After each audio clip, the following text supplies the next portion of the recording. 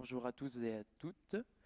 Donc moi c'est Raphaël, je suis un ancien étudiant de l'École nationale supérieure Louis Lumière et j'ai travaillé sur un mémoire de fin d'études autour de la pellicule, notamment autour de la question de est-ce que le cinéma en pellicule, le cinéma en argentique va disparaître?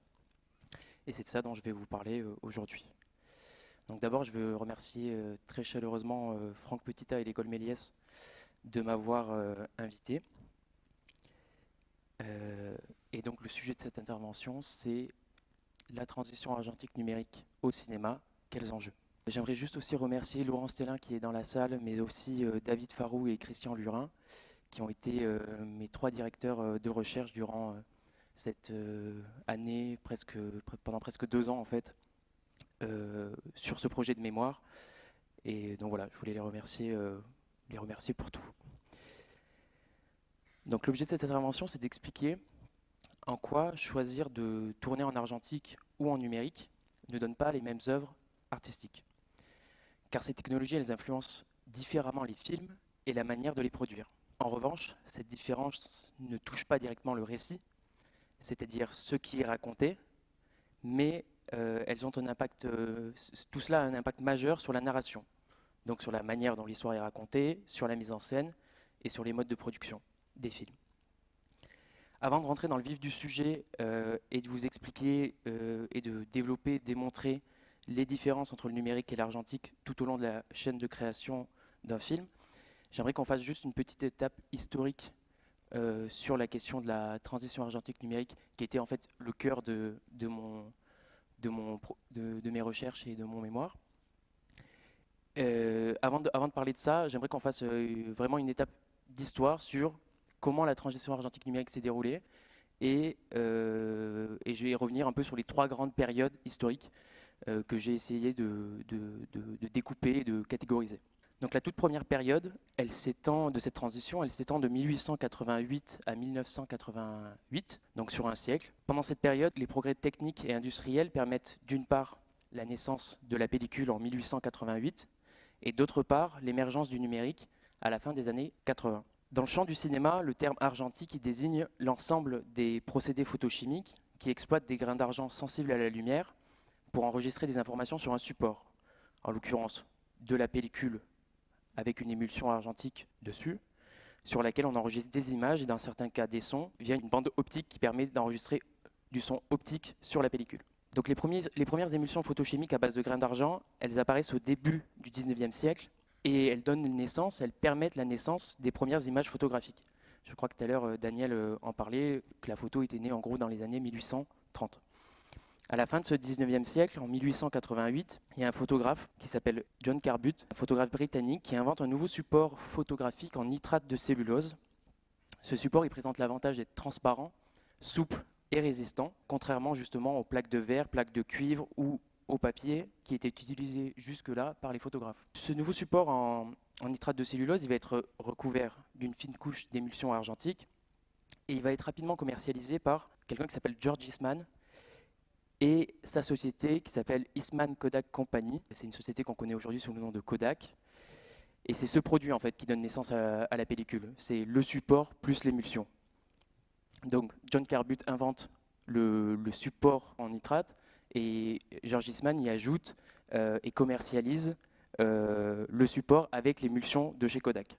Ensuite, en 1891, William Kennedy Laurie Dickinson, qui travaillait pour Thomas Edison, il invente la première caméra cinématographique, le kinétographe, puis il invente aussi le 35 mm en découpant la pellicule de 70 mm commercialisée par Eastman Kodak et en y ajoutant des perforations sur les côtés pour qu'elle puisse être entraînée par le mécanisme de la caméra. Ce format, il va devenir la norme pour le cinéma pendant plus d'un siècle, à la fois pour la diffusion et pour l'enregistrement, et il influencera d'ailleurs tout le cinéma numérique. En 1891, George Eastman, dont je vous parlais tout à l'heure, il ouvre sa première usine de pellicule à Rochester, aux États-Unis, suivi l'année suivante d'une autre à Harrow, en Angleterre. En parallèle, en France, on a les frères Lumière qui inventent le cinématographe, un appareil qui fait à la fois caméra et projecteur. Et ils organisent donc la première projection cinématographique le 22 mars 1895 à Paris. De son côté, Charles Pathé, il inaugure en 1896 ses ateliers à Vincennes. Tout ça pour dire que, en gros, dès le début du XXe siècle, la production de pellicules, son développement et sa commercialisation s'industrialisent à l'échelle mondiale, avec très vite la société Eastman Kodak, fondée par George Eastman, qui se positionne comme la société dominante sur ce marché. En France, au début du XXe siècle, on a 3 grandes sociétés qui dominent l'industrie cinématographique, 3 sociétés qu'on va revoir par la suite dans cette histoire. Il s'agit de Pathé, Éclair et Gaumont qui se livrent une guerre industrielle pour contrôler toute la chaîne de valeur de la fabrication de la pellicule à la distribution des films. Pathé en est justement un des exemples emblématiques, puisqu'ils ont ils fabriquent à la fois des caméras et ils développent des films et ils en fabriquent. Il y a une autre société qui est assez importante qui s'appelle Éclair. C'est une société française aussi qui a été fondée en 1907 et qui va aussi se diversifier en développant des studios, en commercialisant des équipements et en se lançant dans le développement chimique et le tirage des films. Donc ce que je veux dire par là, c'est qu'au début du XXe siècle, toutes ces industries de la pellicule sont des industries très puissantes et solidement installées. Et on va voir que tout ça va finir par évoluer. J'avance un petit peu dans le temps. En 1927, Charles Pathé il vend une partie de sa société à George Eastman. C'est ce qui signe la naissance de la filiale Kodak Pathé, que vous connaissez peut-être, ou du moins dont vous avez peut-être déjà entendu parler. Et c'est la même année, c'est le début du cinéma parlant, avec le chanteur de jazz d'Alan Crosland, ce qui marque la fin des caméras à manivelle. Il y a aussi une intervenante qui en parlait tout à l'heure, il me semble. Les caméras doivent désormais être équipées de moteurs électriques synchrones pour enregistrer les images et les sons à la même vitesse. C'est cette arrivée du parlant et cette arrivée l'électrification des caméras qui va établir et imposer le standard des 24 images par seconde. Dans les années 30, les premiers tubes électroniques sont développés et ils permettent de transmettre des informations lumineuses sous forme de signal vidéo, qu'on appelle plus précisément signal vidéo analogique. Cette avancée technique, elle va mener progressivement à l'apparition des premières chaînes de télévision capables de diffuser et de capter des images via ces signaux. Toutefois, cette innovation, elle ne va pas bouleverser immédiatement l'industrie cinématographique qui va continuer d'utiliser de la pellicule, mais elle va permettre progressivement, grâce à l'invention de ce qu'on appelle les télécinémas, de diffuser les films à la télévision, qui est une première étape assez importante dans la future numérisation du cinéma. Dans les années 50, la pellicule en nitrate de cellulose dont je vous parlais tout à l'heure, qui avait été inventée par John Cornbutte en 1888, elle va être progressivement interdite parce qu'elle est considérée comme trop dangereuse, puisqu'en effet elle est inflammable, toxique et instable chimiquement. Elle va donc être remplacée par une pellicule en acétate de cellulose qui est à l'époque en tout cas considérée comme plus stable et qui est ininflammable. Cette pellicule en acétate de cellulose, elle va elle-même être remplacée plus tard par d'autres types de pellicules comme la pellicule triacétate ou polyester. Bref, tout ça pour dire que le support pellicule, avant l'arrivée du numérique, lui, il évolue aussi dans le cours du temps. Il change de matière, mais le principe reste le même. On a toujours le 35 mm et puis ses variantes, le 16, le 8. Donc il y a un changement de matière du support, mais par contre c'est toujours le même fonctionnement avec les perforations, etc. En 1965, Kodak lance le format Super 8 mm, qui est destiné aux amateurs et qui est une évolution du format 8 mm. C'est un format de meilleure qualité qui permet aux familles aisées de projeter chez elles leurs films de famille et des copies de films en version Super 8, comme par exemple les films Disney ou d'autres encore, et avec du son à la maison, puisqu'il y avait aussi du son qui pouvait être livré avec ces copies sur bande magnétique. Les films étaient en pellicule sur Super 8 et le son était à côté et le projecteur permettait de lire le son sur de la bande magnétique. On avance encore un tout petit peu dans les années 70. Il faut comprendre que l'électronique qui a commencé à apparaître au début des années 30 mais va mettre quand même pas mal de temps à je dirais pas à se démocratiser, mais à se développer. Donc les premières inventions techniques, elles ont lieu dans les années 30, mais c'est que dans les années 70 que l'électronique va commencer à se développer, avec l'essor des cassettes vidéo, des magnétoscopes, des toutes premières caméras vidéo. Mais je précise que dans les années 70, la vidéo, elle reste assez inaccessible au grand public, et que c'est plutôt réservé aux professionnels, notamment professionnels de la télévision. Ça, j'imagine que, ou peut-être pas d'ailleurs, que vous voyez peut-être ce que c'est. Est-ce que quelqu'un a une idée de ce que ça peut être? Ça, c'est la première appareil photo, mise au point par Kodak en 1975. Le premier appareil photo électronique, donc qui n'utilise pas de pellicule. C'est la raison pour laquelle, malgré le fait que Kodak soit une très très grosse industrie dans les années 70 et qu'ils arrivent à mettre au point ce type d'invention, elle ne sera jamais commercialisée. Pourquoi? Parce qu'à l'époque, personne n'imagine qu'un support, qu'une technique, un jour remplacera la pellicule. Donc on ne trouve pas d'intérêt commercial dans un appareil, dans des appareils qui ne fonctionnent pas avec de la pellicule. Là, dans les années 80, ça y est, la vidéo à la maison, elle va se généraliser, notamment avec le développement des cinémas vidéo maison, qu'on appelle aujourd'hui les home cinéma, notamment grâce à des supports vidéo comme les VHS, les U-matic ou encore le Laserdisc. Parallèlement, toujours dans les années 80, les premiers supports numériques apparaissent, parce qu'il y a une différence entre la vidéo et le numérique, les informations ne sont pas codées de la même manière. Donc le début du numérique, c'est vraiment le CD, qui n'est pas ce qu'on voit là. Ici, c'est un laserdisc. Un CD, c'est plus petit et ça permet d'enregistrer les informations sous forme numérique, non pas sous forme de vidéo analogique. Donc le CD, il est commercialisé pour la première fois en 1982 par Sony et Philips. Et il permet d'abord le stockage numérique du son, puis de la vidéo.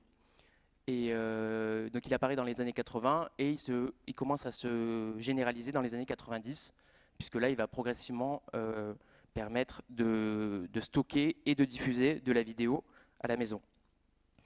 Donc le CD, c'est quand même quelque chose d'assez important, puisque ça va remplacer tous les supports analogiques, comme le vinyle ou la cassette magnétique. Toujours dans les années 80, il y a quelque chose de très important qui se produit, c'est que jusque là, les films, ils sont montés, le montage des films se fait à partir de la pellicule. Il faut monter la pellicule, la couper, la coller, etc. Et ce qui est compliqué avec ça, c'est qu'il faut créer des copies, des générations. Il faut faire des copies du négatif qui est passé dans la caméra, il faut en faire plusieurs, il faut faire plein d'essais, c'est coûteux, ça peut détériorer un peu le négatif d'origine. Donc la vidéo dont on parlait tout à l'heure, elle va apparaître comme un formidable outil pour faire du montage justement sur les cassettes, sur les bandes magnétiques. Et les années 80, c'est le début de ça. Donc les rushs, les rushs au cinéma, ils sont toujours tournés sur de la pellicule. On les transfère sur des cassettes vidéo à l'aide des fameux télécinémas dont je vous parlais tout à l'heure. Et les monteurs, ils assemblent les plans de manière linéaire, c'est-à-dire dans l'ordre, à l'aide de magnétoscopes. Et le montage est enregistré sur une cassette vierge. Donc ce qu'il faut bien comprendre, c'est que cet outil, il permet de révolutionner quoi? Il permet de révolutionner le fait d'essayer de nouvelles formes de montage, d'expérimenter. On comprend bien que c'est beaucoup plus simple, entre guillemets, de d'abord faire le montage en vidéo, d'expérimenter tout un tas de choses avant de faire le montage final sur la pellicule. Le seul problème de ça, c'est que le montage vidéo de cette manière-là, on doit le faire dans l'ordre du film, comme en pellicule.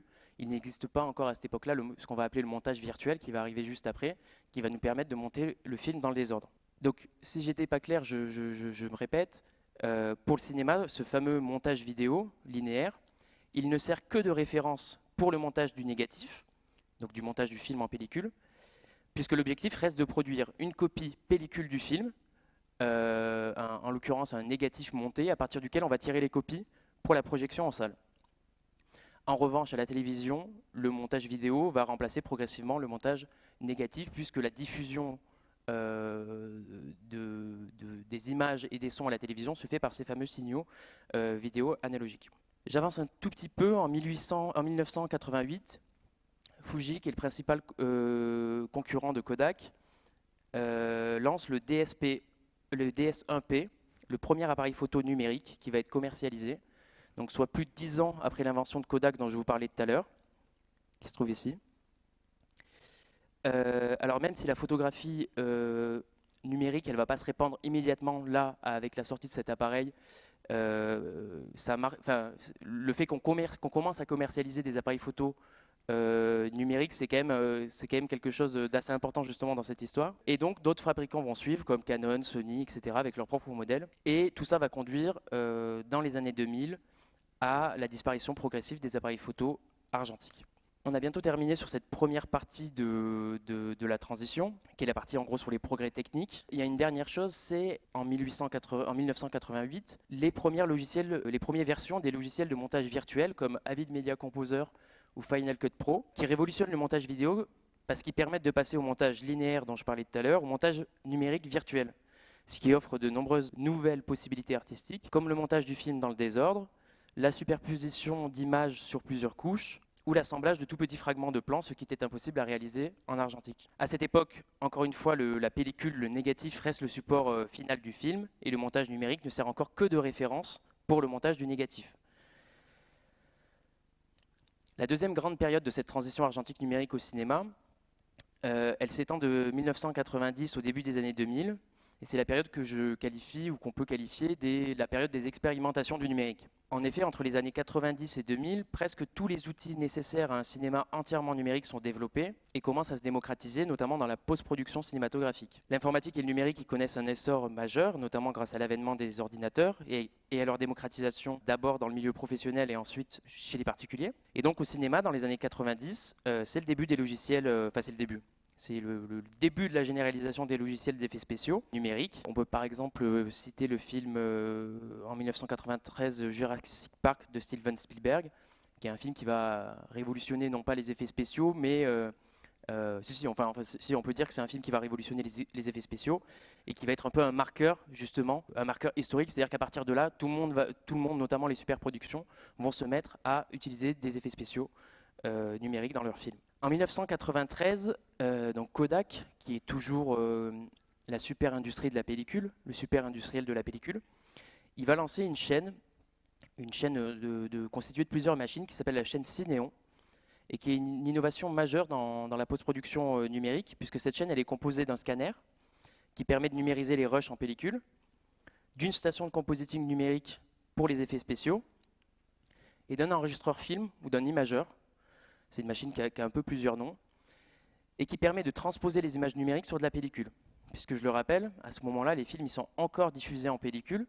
Il faut donc reporter les images qui ont été créées numériquement ou modifiées numériquement sur un négatif qui sera ajouté au montage du film, avant le tirage des copies. Et c'est grâce à cet imageur qu'on peut passer de la pellicule, du numérique à la pellicule. Donc on a le scanner qui nous permet de passer de la pellicule au numérique, la station de compositing qui nous permet de faire les effets, et l'imageur qui permet de passer du numérique à la pellicule.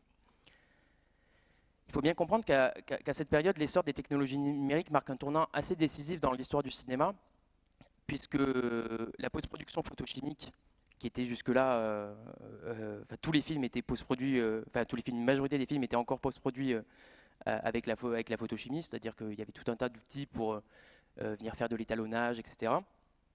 Tout ça va passer au second plan, tandis que les étapes essentielles du montage, de l'étalonnage, des effets visuels, ils vont progressivement être pris en charge par la post-production numérique. Donc ces avancées, elles transforment non seulement les techniques de fabrication, mais elles inaugurent aussi une ère où la manipulation numérique des images en post-production devient omniprésente dans la création cinématographique. Le numérique il touche également la diffusion en salle, et c'est une première en 1990.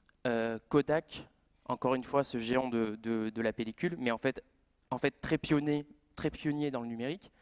En 1990, Kodak lance le procédé Cinema Digital Sound pour une diffusion sonore du numérique en salle, c'est-à-dire pour diffuser le son. On continue de diffuser les images en pellicule, mais on commence à diffuser du son avec ce fameux procédé de manière numérique.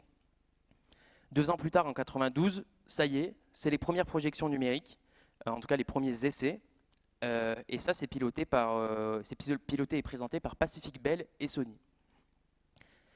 Dans les années 90, je parlais tout à l'heure de Jurassic Park, et il y en a eu plein d'autres, des films de ce registre-là, qu'on appelle les blockbusters, qui se développent vraiment dans les années 80-90. Tous ces blockbusters, ils vont générer un nouveau besoin, c'est la sortie d'un film dans le monde entier ou dans plusieurs pays, et de manière simultanée. C'est-à-dire la même date pour la sortie du film dans toutes les salles d'un même pays, voire dans toutes les salles de plusieurs pays. Qui était quelque chose d'assez nouveau, puisqu'auparavant, les sorties, elles étaient échelonnées. Et ce mode donc, elles étaient échelonnées, c'est-à-dire que le film ne sortait pas en même temps partout. Et comme les films les copies de films étaient matérielles, c'est-à-dire c'était des boîtes de pellicules qu'il fallait transporter, etc., diffuser, qu'il fallait faire passer d'un cinéma à un autre. Quand les blockbusters arrivent et qu'il faut les sortir en même temps partout, et qu'il y en a de plus en plus, ça nécessite pour les laboratoires d'importants investissements pour produire rapidement un grand nombre de copies d'exploitation en 35 mm. C'est aussi une exigence qui a entraîné beaucoup de coûts pour les distributeurs, puisque les distributeurs, eux, ils devaient supporter les frais élevés de duplication et d'expédition des films. Donc face à cette problématique et à ces nouveaux défis, l'industrie a cherché à trouver des solutions pour rendre la distribution plus rentable et plus efficace. La projection numérique a alors émergé comme une réponse, parce qu'elle permet de stocker les films numériquement sur des serveurs, de les télécharger en ligne ou de recevoir un petit disque dur dans la salle de cinéma. Et après, il y a un serveur qui pilote le projecteur numérique et qui donne des instructions à ce fameux projecteur pour lui indiquer comment projeter les images. Donc ça permet à la fois de simplifier le processus de projection et ça permet aussi de simplifier les processus de distribution, tous les processus logistiques en fait. Donc en juin 1999, des tests de projection numérique ont lieu avec la technologie DLP, qui est un peu la nouvelle technologie, la technologie fonctionnelle pour projeter en numérique, puisque c'est celle qui va écraser toutes les autres, et c'est la technologie qu'on utilise encore partout dans le monde en fait. C'est une technologie qui est développée par Texas Instruments. Et donc en 1999, Star Wars épisode 1 est projeté numériquement dans 2 salles aux États-Unis. Et l'année d'après, en Europe, la première projection numérique se déroule en février 2000 à Paris, avec le film Toy Story 2, qui est un film entièrement réalisé en images de synthèse. Alors bien qu'à ce moment... Là, je vous ai fait un peu le parcours avec d'abord la période des progrès techniques au long du XXe siècle et ensuite la période des expérimentations du numérique. Donc c'est encore que des expérimentations. La projection numérique, elle fait des énormes progrès, mais elle ne rivalise pas encore avec la projection argentique, donc elle ne se généralise pas. Justement, au cours de mes recherches, je suis tombé sur quelque chose d'assez intéressant. C'est une étude de 2 chercheurs, une étude qui date de 2002, donc de Olivier Boncel et Gilles Leblanc. Et ce que j'ai trouvé intéressant dans leur étude, c'est qu'ils ont anticipé dès 2002 les conséquences futures de la numérisation de la projection cinématographique sur toute l'industrie, en prédisant notamment à quels endroits vont se faire les économies. Donc ils remarquent qu'avec le numérique, les films coûtent plus cher à produire qu'à reproduire, que les copies peuvent être produites à coût quasi constant, qu'il n'y a pas, et moi je vais rajouter plus, de limite physique au nombre de copies, et que la projection numérique devrait permettre à l'industrie américaine d'économiser entre 1 et 2 milliards de dollars par an.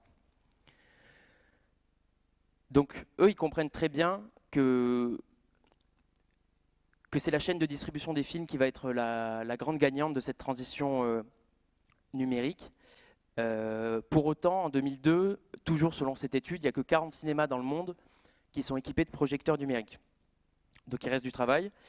Et pourquoi il n'y en a que 40 ? Parce que les exploitants ils freinent l'installation des projecteurs dans leur salle parce que les économies elles ne bénéficieraient justement qu'aux distributeurs, alors que les investissements en projecteurs numériques leur incombent.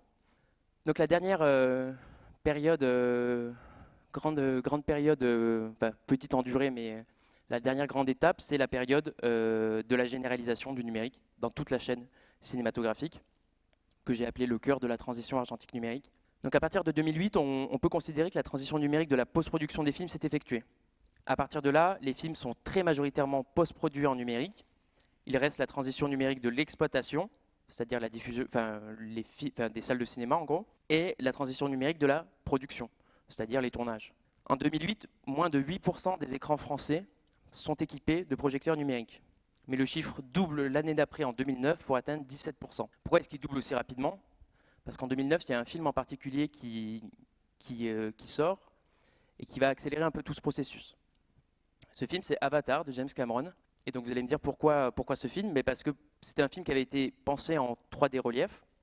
Et pour pouvoir le diffuser en 3D relief, il faut un projecteur numérique spécifique.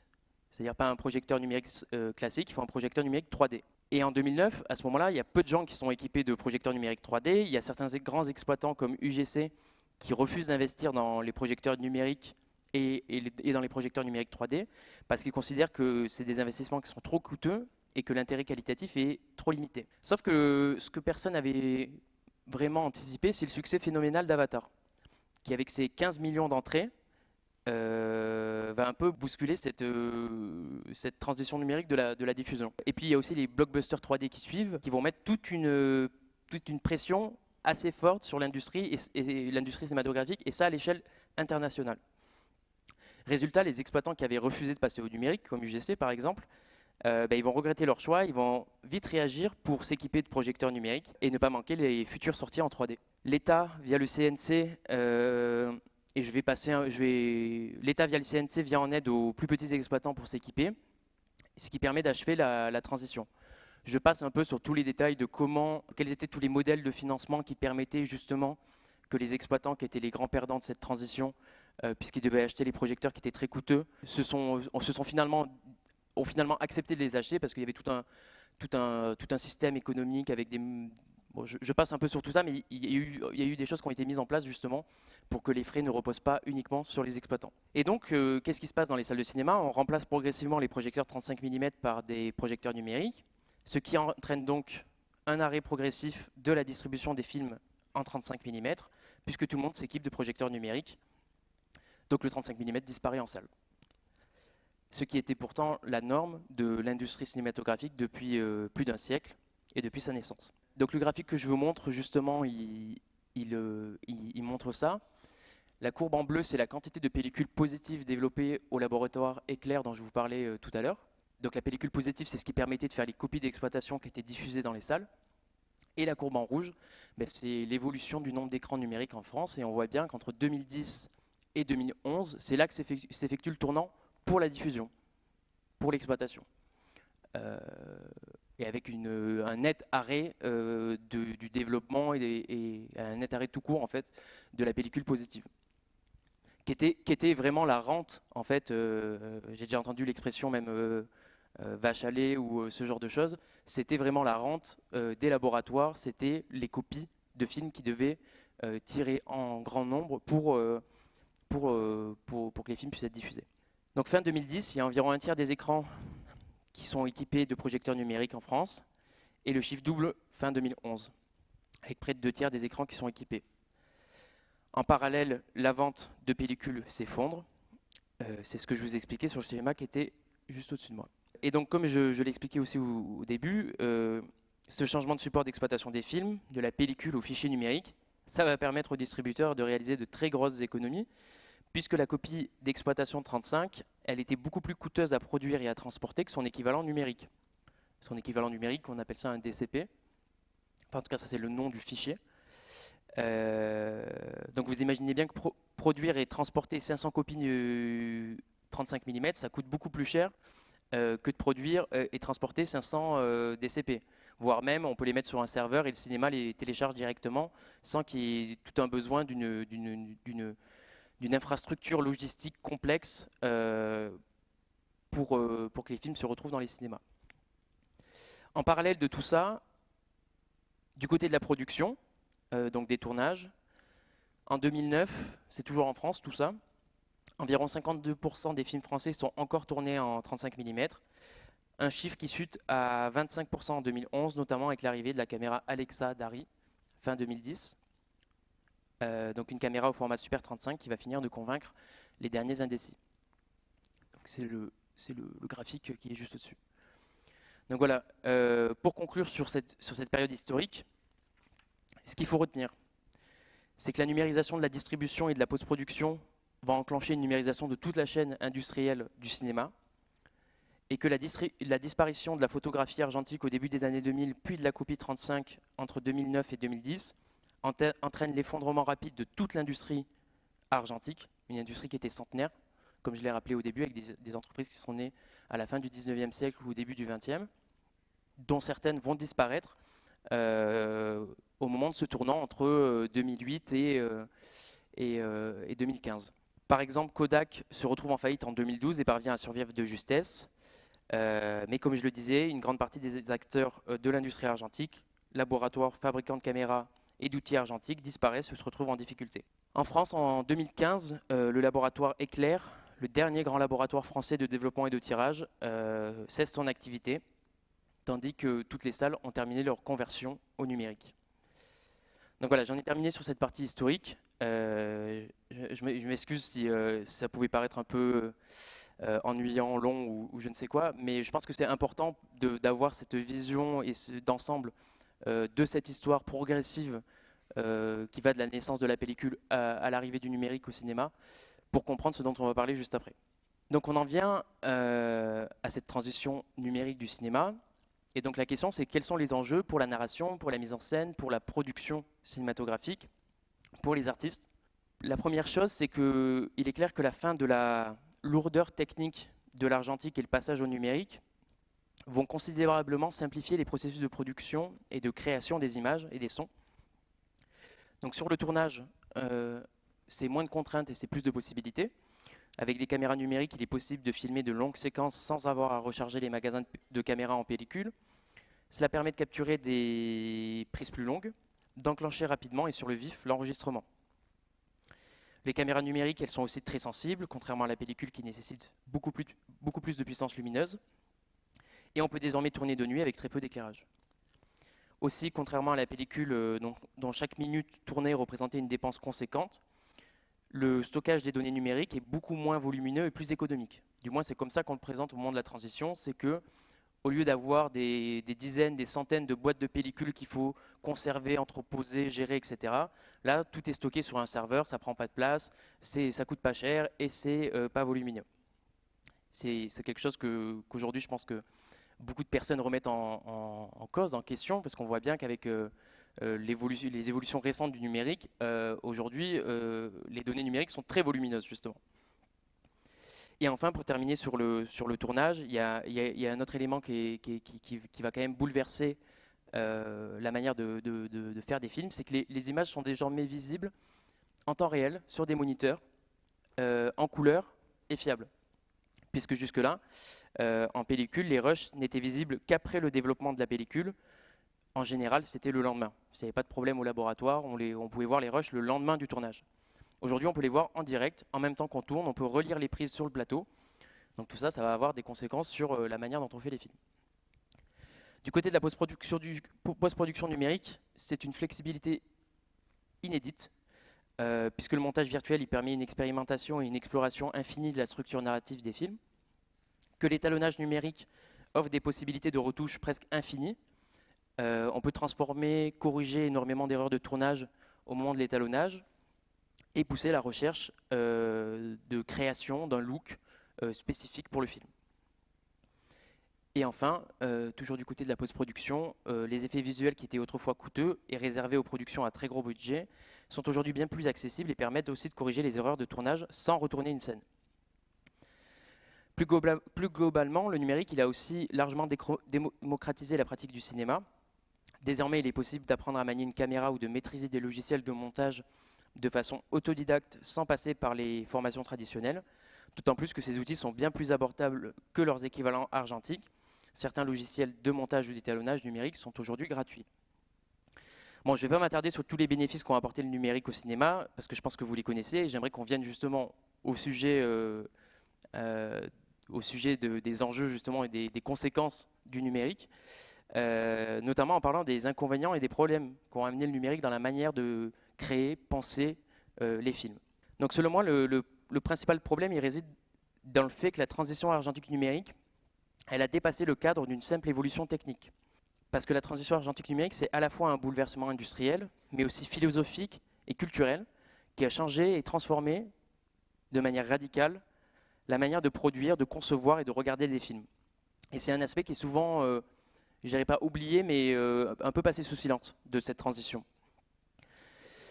La disparition de nombreuses limites techniques imposées par l'argentique a certes offert une flexibilité et une liberté inédites, mais cette absence de contraintes a paradoxalement parfois appauvri l'esthétique de nombreuses œuvres. Donc en effet, les contraintes de tournage argentique, elle forçait à une réflexion rigoureuse et à une préparation minutieuse des films, puisque chaque choix, de la lumière au cadrage en passant par le découpage, devait être mûrement réfléchi en amont. Alors qu'avec le numérique, ben, cette pression, elle est diminuée, elle s'amenuise, et donc les choix et les intentions esthétiques sont souvent reportés à d'autres étapes, à d'autres moments de la création du film. Et oui, parce que moins de contraintes signifie souvent moins de nécessité de faire des choix forts, ce qui peut nuire à l'originalité et à la richesse artistique des films. Je pense que beaucoup d'entre nous dans la salle voyons bien que parfois il y a une certaine uniformisation ou standardisation des productions cinématographiques. Et je pense que le numérique n'y est pas pour rien. Par exemple, on peut désormais filmer de manière illimitée, ce qui était rare, voire impossible du temps de l'argentique, sauf pour des superproductions et encore. Donc désormais, les répétitions, elles sont presque toujours filmées, au cas où le jeu des acteurs pendant la répétition serait mieux que dans la prise. Cette pratique, elle pose un paradoxe parce qu'en l'absence de réelles répétitions sur le plateau et face à des cadences de tournage de plus en plus accrues, ben, il arrive que les acteurs ils peinent à atteindre un niveau de performance, en tout cas à atteindre le niveau de performance souhaité. Puisque les prises elles sont pratiquement illimitées, ben, les acteurs et les réalisateurs n'hésitent pas à multiplier les essais, à varier les interprétations, afin de disposer de toutes les options lors du montage. Cette méthode, elle conduit parfois à une baisse du jeu des acteurs et des choix de mise en scène, puisque les décisions artistiques sont, comme j'ai expliqué, différées au montage. Où toutes les versions du même scène existent et c'est à ce moment-là qu'on prend les décisions. Moi, je me pose la question de pourquoi est-ce qu'on adopte une telle approche. Pourquoi? Parce qu'en fait, ça permet d'éviter de s'engager sur des choix définitifs pendant le tournage, quitte à sacrifier des intentions narratives et scéniques particulièrement affirmées. Alors bien sûr, ce que je dis là, cette approche du numérique, elle ne s'applique pas à tous les tournages, mais il y a de nombreux témoignages de nombreux professionnels qui voient très bien de quoi je veux parler et qui soulignent en fait l'impact notable du numérique sur la nouvelle manière d'enregistrer les séquences d'un film. De la même manière, il est maintenant courant de filmer une même scène sous plusieurs angles simultanément, souvent avec 2, 3, voire plus de caméras, ce qui permet de capturer tous les axes de manière exhaustive et rapide, une sorte de stratégie ceinture et bretelle pour éviter encore une fois les problèmes au montage. Les chefs opérateurs, du coup, ils subissent une pression car s'ils omettent un angle jugé nécessaire au montage, ils en portent parfois la responsabilité. Par conséquent, on filme tout, y compris parfois des axes inutiles.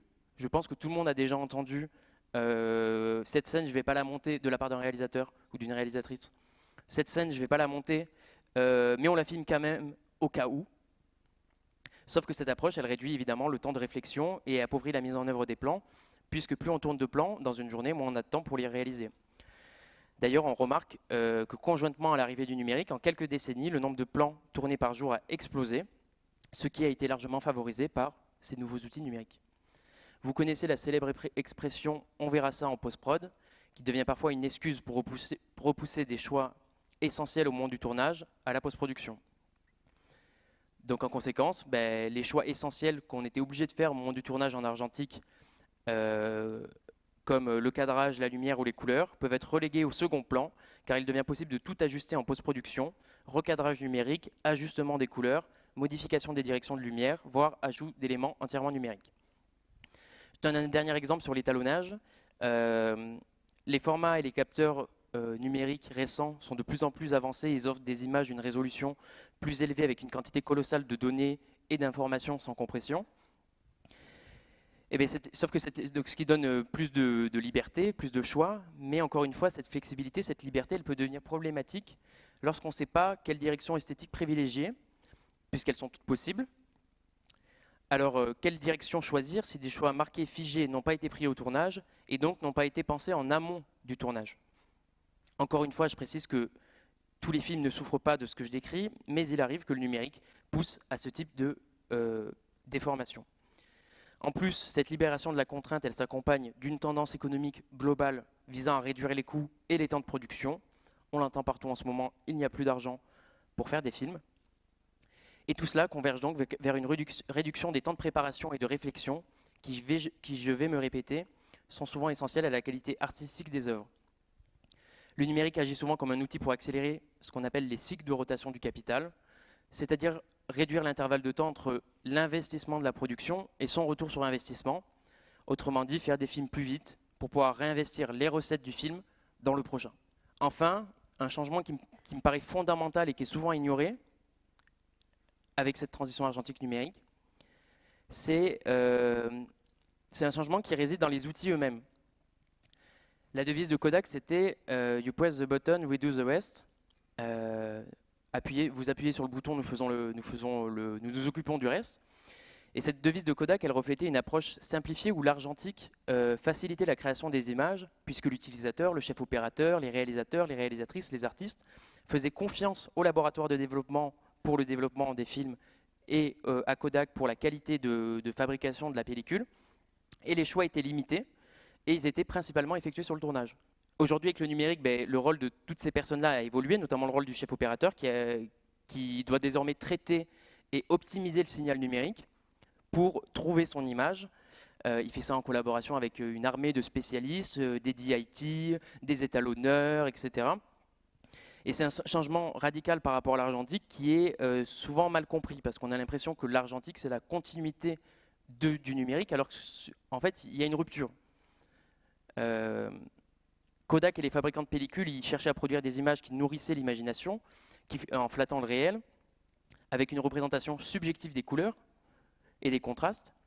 A l'inverse, le numérique et la vidéo, eux, c'est des technologies qui se concentrent sur la représentation d'une réalité objective, visant à reproduire le réel de manière exacte à partir de mesures physiques. Je rappelle que les technologies vidéo et numériques, initialement développées pour la télévision, la vidéosurveillance et l'imagerie militaire, avaient pour but de produire des images fidèles, transmissibles en direct, avec un maximum de définition et de dynamique. L'aspect esthétique était donc secondaire. Donc vous voyez bien qu'on a pensé continuité dans les outils en passant de l'argentique au numérique alors qu'il y a discontinuité. Au fil du temps, ces technologies se sont démocratisées et ont été donc adaptées à l'industrie cinématographique, avec pour conséquence certaines pensées dont je viens de parler. Tout ce que je décris ici, il y a évidemment de nombreux réalisateurs, réalisatrices, artistes, chercheurs qui le décrivent aussi. Et il est essentiel de comprendre que le véritable enjeu ne réside pas uniquement dans l'évolution des outils, l'évolution technologique et l'arrivée du numérique, mais plutôt dans les nouvelles pratiques de travail qui modifient en profondeur la manière dont les films sont réalisés. La transition argentique numérique, au-delà de son aspect technique, est le symptôme, le marqueur, le témoin de cette mutation profonde de la manière de faire des films. Donc, comme nous l'avons vu, la transition elle a été majoritairement guidée par des objectifs de rentabilité, d'abord pour la distribution des films, ensuite pour la post-production, production, etc. des films. Donc qu'en est-il pour le cinéma argentique aujourd'hui ? En 2024, il y a encore des gens qui font des films, malgré le fait que le numérique domine la production. Ça, c'est un graphique qui vous montre en France le pourcentage de semaines de tournage allouées à l'argentique, donc que ce soit le 16 ou le 35 mm. Et donc c'est d'après des chiffres de la FICAM.